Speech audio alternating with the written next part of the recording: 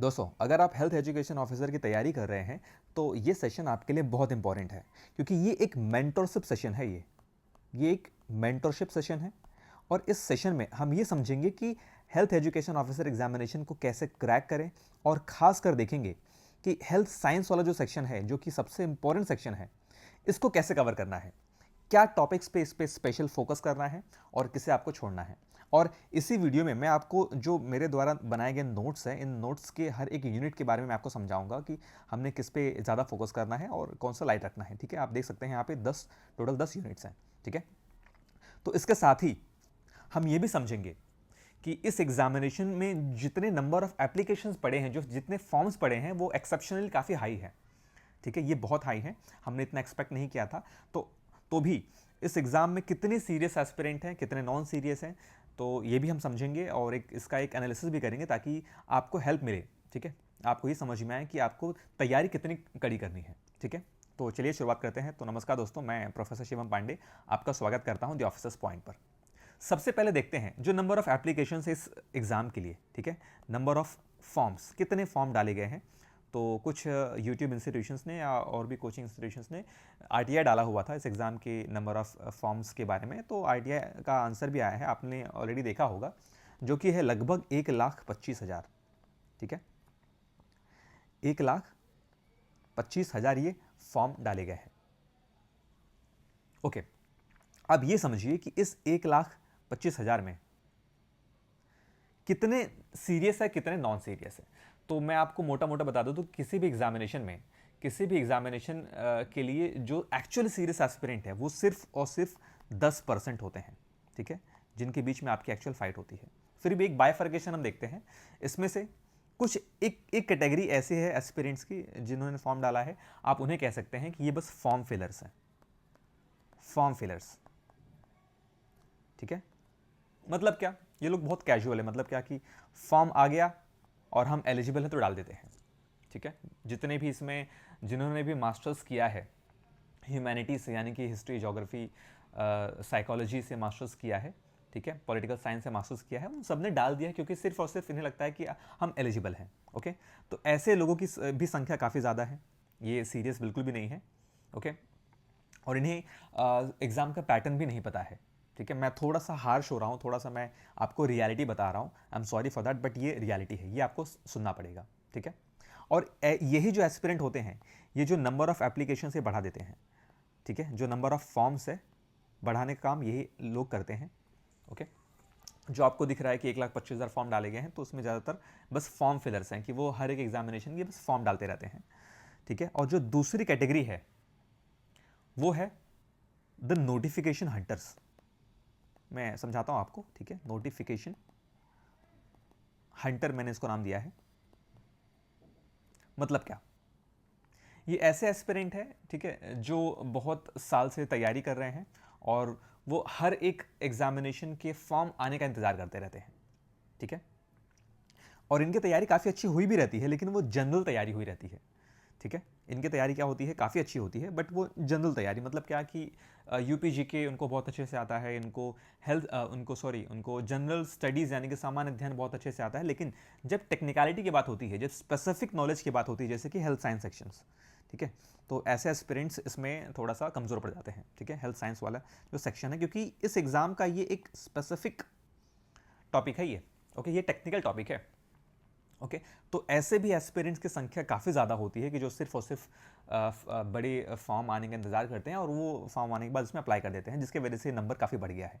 ठीक है, आप इन्हें कहते हैं नोटिफिकेशन हंटर। ठीक है, ओके, इनके पास जनरल इंफॉर्मेशन काफ़ी ज़्यादा होती है यूपीजी के और जनरल स्टडीज़ का, लेकिन ये टेक्निकल सब्जेक्ट में ये मार खा जाते हैं। और जो तीसरी कैटेगरी है ये है रिसोर्स कलेक्टर। आप इन्हें नाम दे सकते हैं, हालांकि मैंने नाम दिया है the resource collector. Resource collector मतलब क्या, ये ऐसे छात्र होते हैं जो सिर्फ और सिर्फ रिसोर्सेस के पीछे यानी कि नोट्स के पीछे लगे रहते हैं। ठीक है, इन्होंने क्या कर लिया, इन्होंने एक यूट्यूब चैनल खोज लिया। ठीक है, ये यूट्यूब चैनल बहुत अच्छा पढ़ाता है। ठीक है, ओके, इन्होंने बहुत सारे कोचिंग के नोट्स भी इन्होंने जमा कर लिए, कोचिंग नोट्स जमा कर लिए। ठीक है, बहुत सारे टेलीग्राम चैनल ज्वाइन कर लिया, बहुत सारे टेलीग्राम चैनल ज्वाइन कर लिया, राइट। इसके अलावा इनके पास बहुत सारे स्टडी मटेरियल यानी कि बुक्स भी बहुत सारी अवेलेबल है, बुक्स खोजते रहते हैं, बुक्स भी इनके पास अवेलेबल है। मतलब क्या कि अगर आप समझने की कोशिश करो तो ये जो कैटेगरी है छात्रों की, ठीक है, ये जो कैटेगरी है, जो थर्ड कैटेगरी है, इनके पास बेस्ट स्टडी मटेरियल होगा, इनके पास बेस्ट यूट्यूब चैनल होगा और इनके पास बेस्ट यूट्यूब वीडियोस होंगी जो मैराथन वगैरह कराई जाती है। मतलब क्या कि एक्चुअली में मैं सही बता रहा हूँ, इनके पास सबसे अच्छा स्रोत होता है पढ़ने का, लेकिन सिर्फ क्या होता है कि इनसे पढ़ाई नहीं होती है। ऐसे छात्र सिर्फ पढ़ाई नहीं करते हैं, बट इनके पास सारा मटेरियल अवेलेबल होता है, ठीक है। ओके, ये इन्होंने तैयारी शुरू भी किया लेकिन तैयारी बीच में छोड़ देते हैं, जो रिसोर्स कलेक्टर्स होते हैं, ठीक है। ये कुछ कैटेगरी है। इसके साथ जो फोर्थ कैटेगरी मैं आपको बताऊं, ठीक है, मैं आपको फोर्थ कैटेगरी बताता हूं। ओके, ये जो फोर्थ कैटेगरी है ये है admitted but absent. The admitted but absent, ये कैटेगरी मैं आपको समझाता हूं। ये ऐसे एस्पिरेंट है, ऐसे छात्र हैं जिन्होंने सिर्फ फॉर्म डाला हुआ है, ठीक है, और ये एग्जाम देने कभी नहीं जाएंगे, और सबसे बड़ा नंबर्स इनका ही है। यानी कि इसमें से 40 से 50% ऐसे छात्र हैं जिन्होंने सिर्फ फॉर्म डाला है, ठीक है।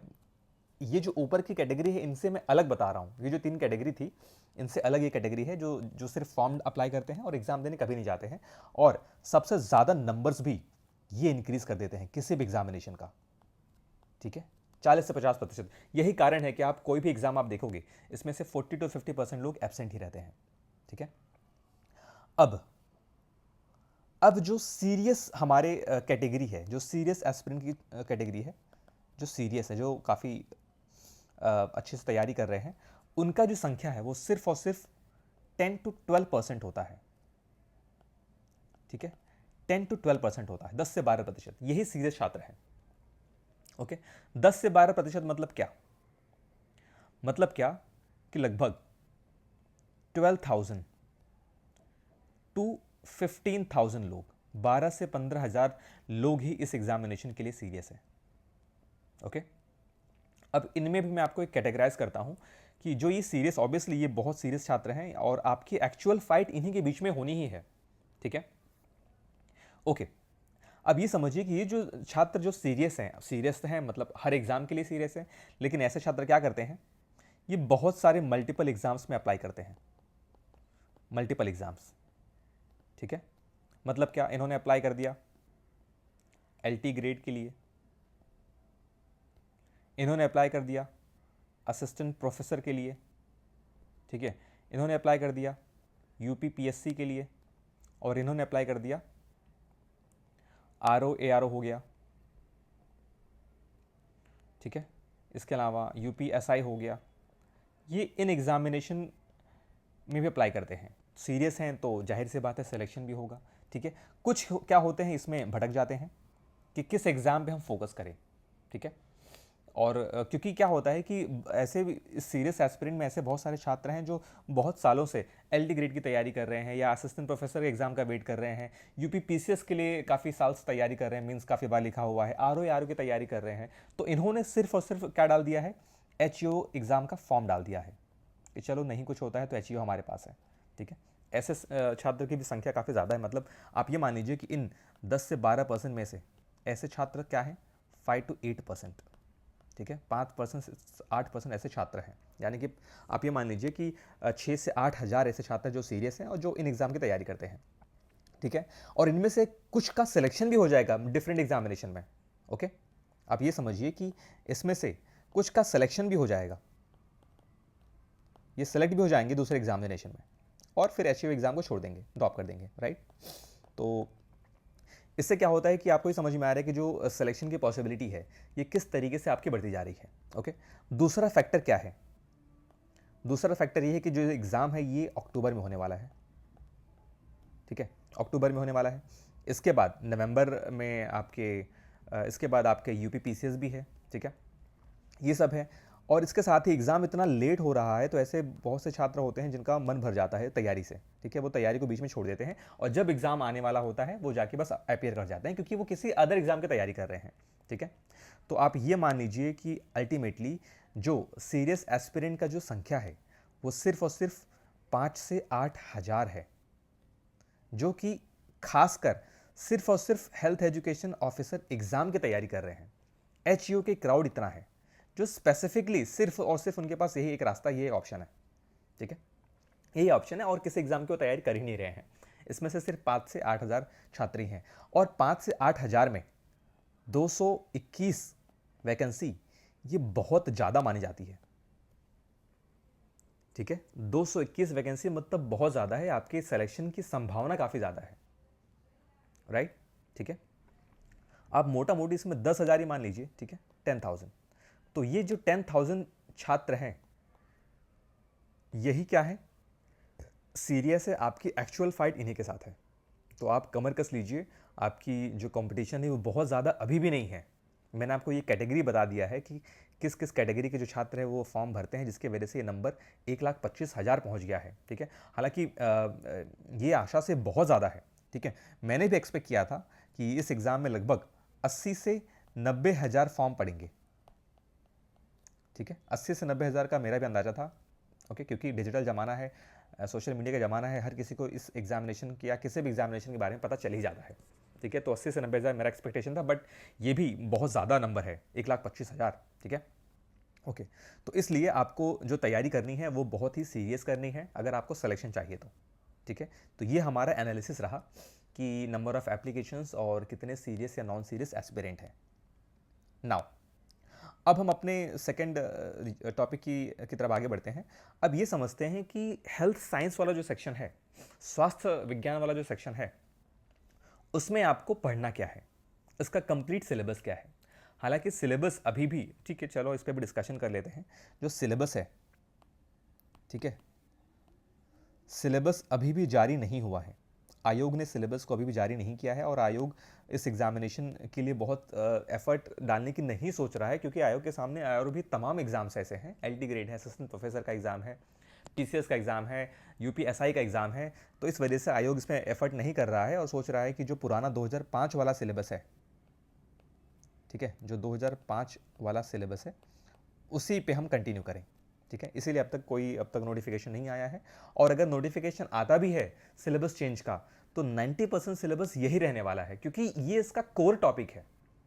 HUA एग्जाम का ये कोर टॉपिक है, UPG के आना ही है, जनरल स्टडीज आना ही है, हर एग्जाम में आता है। और जो इस एग्जाम का स्पेसिफिक यानी टेक्निकल टॉपिक है हेल्थ साइंस, ठीक है, हेल्थ साइंस, तो ये रहेगा ही रहेगा, एटलीस्ट इतनी चीज़ें रहेंगी ही। तो 90% सेम है, आपको डरने की जरूरत नहीं कि सिलेबस चेंज हो गया तो क्या करेंगे। जो 10% सिलेबस है वो भी कवर कर लिया जाएगा, ठीक है। यहाँ कि जो हमारा पेड बैच है, ठीक है, पेड बैच में मैं आपको इसी 2005 के सिलेबस के अकॉर्डिंग ही मैं आपको चल रहा हूँ, बट डिफिकल्टी लेवल थोड़ा ज़्यादा समझ के चल रहा हूँ मैं। तो मैं आपको जो भी नोट्स मैंने प्रोवाइड किया है, ठीक है, वो इस एग्ज़ाम के लिए सफिशियंट है, ठीक है, इस एग्ज़ाम के सिलेबस के लिए सफिशियंट है, ओके। आपको और क्या करना है, और मल्टीपल MCQ सॉल्व करने की ज़रूरत है, आपको PYQ सॉल्व करने की ज़रूरत है, बट सिलेबस इतना ही है, ठीक है, ओके। अब ये जो नोट्स है मेरा, इस नोट्स में मैंने हेल्थ एजुकेशन ऑफिसर के नोट्स में हेल्थ साइंस वाला जो सेक्शन है उसको मैंने 10 यूनिट में डिवाइड किया है, 10 इकाई है। आप यहाँ पे इंग्लिश में वर्जन भी देख सकते हैं, ये रहा इसका इंग्लिश वर्जन, ठीक है। यहाँ पे आपको 10 यूनिट्स दिखाई दे रहे हैं, ठीक है, ओके। तो इस 10 यूनिट्स को मैंने क्या किया है, हालांकि देखिए मार्केट में कोई भी एक बुक अवेलेबल नहीं है, कोई भी एक बुक अवेलेबल नहीं है इस एग्ज़ाम, इस सेक्शन के लिए, नो बुक अवेलेबल। इस वजह से मैंने क्या किया है, मैंने इग्नू के जो नोट्स हैं, ठीक है, सोशियोलॉजी हो गया या हेल्थ साइंस हो गया, इग्नू के नोट्स को मैंने रेफ़र किया है, वहाँ से मैंने कंटेंट निकाला है। इसके अलावा नर्सिंग एग्ज़ाम का जो नोट्स है, उसका जो सिलेबस है नर्सिंग एग्ज़ाम, ठीक है, उसमें से मैंने नोट्स निकाला हुआ है। इसके अलावा जो बायोलॉजी प्लस केमिस्ट्री यानी कि साइंस का जो सेक्शन है वहां से मैंने नोट्स निकाला है, और इसके अलावा एनवायरनमेंट, इन अलग अलग जगहों से नोट्स निकाल के मैंने एक नोट्स बनाया है। ये हमारा है हेल्थ साइंस वाला सेक्शन, ठीक है, इस वजह से मुझे थोड़ा समय भी लग गया। आप लोगों का क्वेश्चन था कि सर इतना टाइम लग गया नोट्स बनाने में भी, तो ये रीज़न है। ठीक है, ओके। तो इस नोट्स को मैंने कंपाइल करके 10 यूनिट में बनाया है, और उस 10 यूनिट में क्या क्या है मैं आपको ये समझाता हूँ। ओके, जो पहली इकाई है, फर्स्ट यूनिट है, ये यूनिट है स्वास्थ्य एवं शिक्षा विज्ञान की। ठीक है, ये स्वास्थ्य एवं शिक्षा विज्ञान यानी कि हेल्थ एंड हेल्थ एजुकेशन के बारे में ये बताया गया है। इसमें स्वास्थ्य शिक्षा की परिभाषा क्या है। ठीक है, स्वास्थ्य शिक्षा की परिभाषा क्या है उसको बताया गया है। स्वास्थ्य शिक्षा के मूल सिद्धांत क्या है। इसके अलावा संप्रेषण यानी कि कम्युनिकेशन। ठीक है, कम्युनिकेशन, किस तरीके से कम्युनिकेट करना है हेल्थ एजुकेशन के बारे में बताने के लिए, क्योंकि आपका जॉब ही यही, काम ही यही है कि आपको लोगों को अवगत कराना है स्वास्थ्य शिक्षा के बारे में, स्वास्थ्य विज्ञान के बारे में। ठीक है, तो किस तरीके से कम्युनिकेशन करना ज़रूरी है, इन सब चीज़ों के बारे में हमारे फर्स्ट यूनिट में क्लियरली बताया गया है।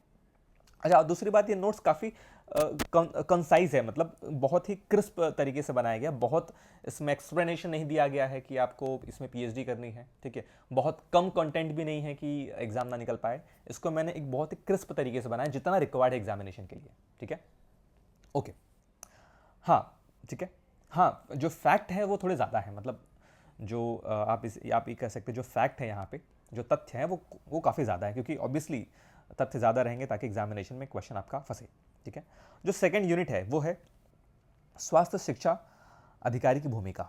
ठीक है, आपके सिलेक्शन के बाद, हेल्थ एजुकेशन ऑफिसर बनने के बाद में आपकी भूमिका क्या रहेगी, आपका क्या रोल रहेगा। तो इसमें आपके उनके कर्तव्य और जागरूकता गतिविधियों के बारे में बताया गया है कि किस तरीके से आपको प्लानिंग करनी है, किस तरीके से आपको प्लानिंग करनी है, उसके बाद एग्जीक्यूशन करना है यानी कार्यान्वयन करना है। ठीक है, अपने प्लानिंग का, इसके बारे में बताया गया है। ओके, तो ये जो दोनों ये यूनिट्स है, हालांकि ये पिछले एग्जामिनेशन में यहाँ से बहुत ज़्यादा क्वेश्चन नहीं पूछे गए थे, बट सिलेबस में ये डाला गया है तो हमें पढ़ना पड़ेगा। ठीक है, और आपको जाना ज़रूरी भी है। ओके, नाउ जो थर्ड यूनिट है ये काफ़ी इंपॉर्टेंट है, ये इंपॉर्टेंट यूनिट है। ओके, और इस यूनिट का नाम है सामुदायिक स्वास्थ्य यानी कि कम्युनिटी हेल्थ, आप इसे कह सकते हैं कम्युनिटी हेल्थ। ठीक है, ये आप देख सकते हैं कि ये इंग्लिश वर्जन भी यहाँ पे अवेलेबल है। This is community health, community health. Okay, ठीक है, इसमें सामुदायिक स्वास्थ्य के बारे में बताया गया, कम्युनिटी हेल्थ क्या होती है। इसमें शहरी एवं ग्रामीण स्वास्थ्य के बारे में बताया गया है। यहाँ पे आपको पीएचसी हो गया यानी कि primary health centre, and CHC हो गया कम्युनिटी हेल्थ सेंटर। इसके अलावा अल्मा आटा की घोषणा, ठीक है, जो अल्मा आटा डिक्लेरेशन है, जिसके बेसिस पे हेल्थ एजुकेशन और हेल्थ एजुकेशन ऑफिसर के बारे में जो नोटिफिकेशन रिलीज़ किया गया है उसके बारे में बताया गया है। ठीक है, ओके, तो ये रहा हमारा यूनिट 3 यानी कि सामुदायिक स्वास्थ्य। ये काफ़ी इंपॉर्टेंट है, मैं आपको बता दूं, ये काफ़ी इंपॉर्टेंट सेक्शन है। इसके अलावा ये वन ऑफ द मोस्ट, सबसे इंपॉर्टेंट सेक्शन ये है हमारा, ठीक है, इस पूरे सिलेबस का, ये है पोषण एवं स्वास्थ्य। यहाँ पे पूरी तरीके से जो मानव अंग प्रणाली है, ओके, ये बताई गई है, यानी कि ह्यूमन ऑर्गन सिस्टम आप कह सकते हैं, ह्यूमन ऑर्गन सिस्टम। ओके, इसके बारे में बताया गया है। बैलेंस डाइट एंड न्यूट्रिशन यानी संतुलित आहार के बारे में बताया गया है। इसके अलावा कार्बोहाइड्रेट, प्रोटीन और फैट के बारे में बताया गया है, जो हमारी माइक्रोन्यूट्रिएंट्स है, मैक्रोन्यूट्रिएंट्स यानी कि सूक्ष्म पोषक और मुख्य पोषक तत्व हैं, इनके बारे में बताया गया है। विटामिन्स और मिनरल्स के बारे में, और कुपोषण यानी कि माल न्यूट्रिशन, ठीक है, इन सब के बारे में बताया गया। और यहाँ पे बीमारियों के बारे में ही बताया गया है कि किसकी कमी से क्या बीमारियाँ होती हैं। ठीक है, ये काफ़ी इंपॉर्टेंट है, ये मोस्ट इंपॉर्टेंट है। और ये जो सेक्शन है ये हमारे क्या है, बायोलॉजी प्लस केमिस्ट्री का सेक्शन है ये। ठीक है, ये सेक्शन पोषण एवं स्वास्थ्य यानी कि nutrition and health. Okay, most important, right. Next अगला है पर्यावरणीय स्वास्थ्य यानी कि ये एनवायरनमेंट वाला सेक्शन है।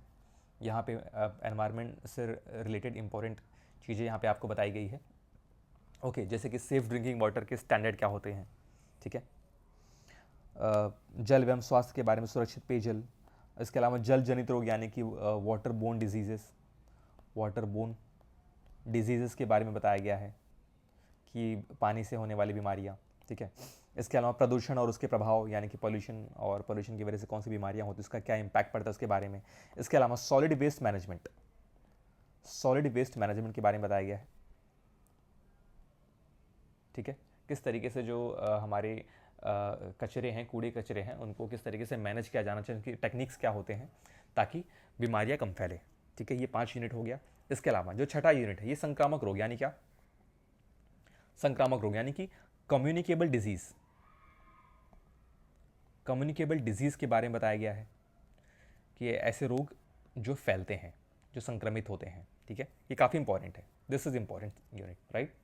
उसमें टीकों के बारे में, वैक्सीन यानी कि वैक्सीनेशन के बारे में बताया गया है। जो सामान्य रोग है जैसे कि टीबी, मलेरिया, डेंगू, हैजा, टाइफाइड, ठीक है, इनके बारे में बताया गया है। इनके रोकथाम एवं नियंत्रण के उपाय और राष्ट्रीय रोग नियंत्रण कार्यक्रम, मतलब कि गवर्नमेंट ऑफ इंडिया ने किस तरीके से इनको कंट्रोल करने के लिए कौन से प्रोग्राम्स लॉन्च किए गए हैं। ठीक है, प्रोग्राम्स के बारे में यहाँ पे बताया गया है। तो दिस इज इंपॉर्टेंट यूनिट। इसके अलावा अगला है गैर संक्रामक रोग यानी कि नॉन कम्युनिकेबल डिजीज। ठीक है, नॉन कम्युनिकेबल डिजीज, यहाँ पे मधुमेह यानी diabetes, blood pressure, cancer and heart related जो बीमारियाँ हैं, और इसके अलावा जो जीवन शैली से संबंधित यानी कि हमारे लाइफस्टाइल से संबंधित जो बीमारियाँ हैं उनके बारे में डिटेल में डिस्कशन किया गया है, विच इज़ ऑल्सो इंपॉर्टेंट। ये भी इंपॉर्टेंट सेक्शन है।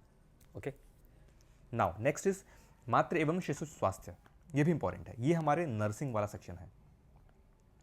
ठीक है, नर्सिंग एग्ज़ाम का ये सिलेबस है, उसका सेक्शन है। हालांकि ये सिलेबस तो बहुत बड़ा है, लेकिन उसमें से जो रिक्वायर्ड और जो इम्पोर्टेंट पॉइंट्स है मैंने वही निकाला है। ठीक है, यहाँ पे माता और शिशु से के देखभाल से रिलेटेड टॉपिक को मेंशन किया गया है। ठीक है, आप देख सकते हैं। इसके अलावा जो वैक्सीनेशन का शेड्यूल है, वैक्सीनेशन की जो समय सारणी है, जो टीके का अनुसूची है, उसके बारे में बताया गया किस महीने में कौन सा टीका लगाया जाना चाहिए, राइट। ये सारा कुछ यहाँ पे है। और इसके अलावा जो यूनिट 9 है, इकाई 9 है, यहाँ पे क्या है, राष्ट्रीय स्वास्थ्य कार्यक्रम, नेशनल हेल्थ प्रोग्राम के बारे में बताया गया है, जैसे कि national health mission, national rural health mission, urban health mission. इसके अलावा आयुष्मान भारत योजना के बारे में, एकीकृत बाल विकास सेवाएं यानी कि इंटीग्रेटेड चाइल्ड डेवलपमेंट प्रोग्राम के बारे में, है ना, क्या है ये, इंटीग्रेटेड चाइल्ड डेवलपमेंट प्रोग्राम्स के बारे में बताया गया है, राइट। इसके अलावा पल्स पोलियो एवं टीबी उन्मूलन कार्यक्रम के बारे में और एड्स नियंत्रण कार्यक्रम के बारे में। तो ये भी काफ़ी इंपॉर्टेंट यूनिट है। ठीक है, काफ़ी इंपॉर्टेंट यूनिट है ये भी। तो ये डिस्कशन किया गया। जो लास्ट यूनिट है, ठीक है, ये भी हालांकि लास्ट एग्जाम में तो नहीं आया था इससे, बट फिर भी मैंने इस सेक्शन को डाल दिया है। इसमें बताया गया है कि किस तरीके से विद्यालय के जो स्वास्थ्य कार्यक्रम है उसका उद्देश्य क्या है, नियमित स्वास्थ्य जाँच कैसे होती है, ठीक है, कौन कौन से उनको पोषण दी जाती है।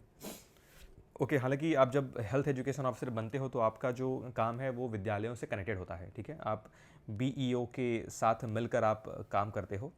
इस वजह से ये जो यूनिट है आपके लिए काफ़ी इंपॉर्टेंट बन जाता है, ये समझने के लिए, जानने के लिए। ठीक है, तो दोस्तों ये रहा पूरा हमारा, ये हमारा पूरा यूनिट रहा।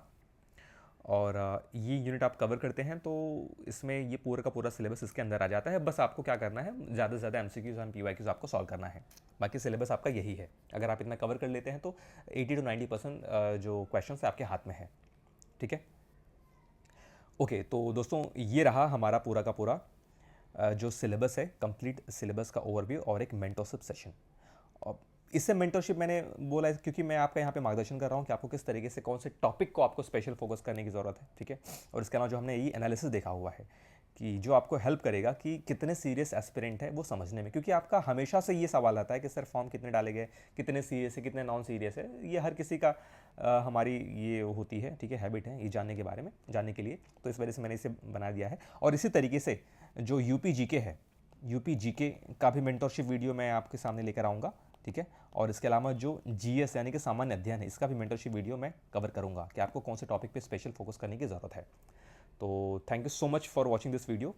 एंड इफ़ यू वांट, आपको अगर इस पेड बैच के नोट्स कोर्स के बारे में और भी जानकारी चाहिए तो आप मुझे टेलीग्राम पे मैसेज कर सकते हैं, या आप मुझसे इस नंबर पर मुझे आप व्हाट्सएप भी कर सकते हैं। ठीक है, 8851427835, 8851427835। ठीक है, thank you so much for watching. मिलते हैं अपने अगली वीडियो में। धन्यवाद, जय हिंद।